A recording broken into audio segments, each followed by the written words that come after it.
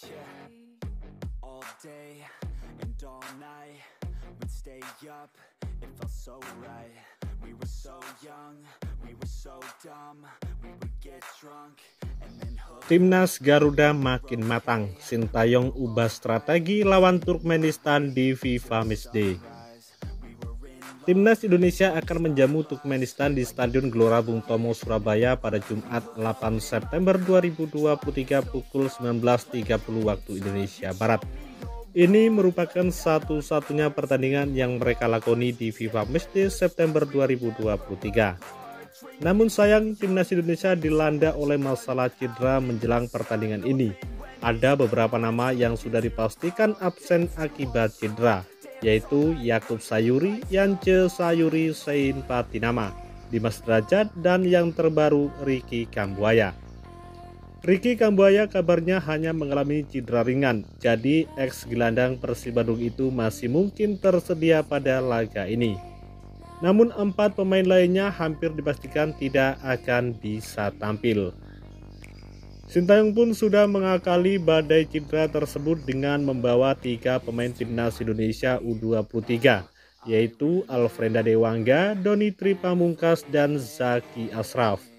Setelah itu, 3 pemain ini akan dikembalikan ke Timnas Indonesia U23 yang sedang bersiap untuk kualifikasi Piala Asia U23 2024.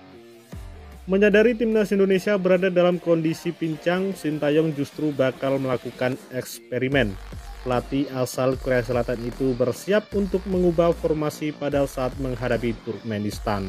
Gara-gara pemain cedera di Liga sekitar 4-5 pemain.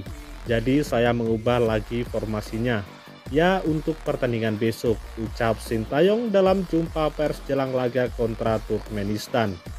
Meski begitu, Sintayong tidak resah sebab para pemain Timnas Indonesia lainnya berada dalam kondisi baik.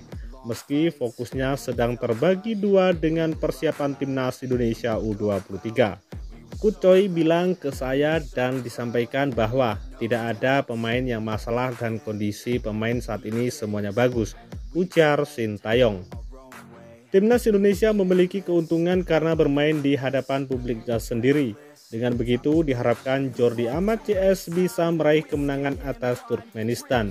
Sebab hasil kemenangan akan sangat penting guna menambah poin agar bisa mendongkrak peringkat dalam daftar ranking FIFA.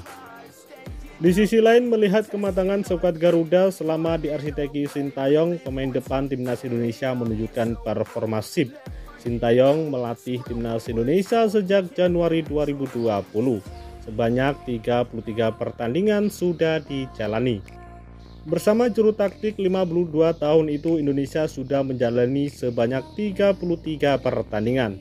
Hasilnya Indonesia menang 17 kali, imbang 9 kali, dan baru kalah 7 kali dalam data yang dilansir oleh Transfermarkt.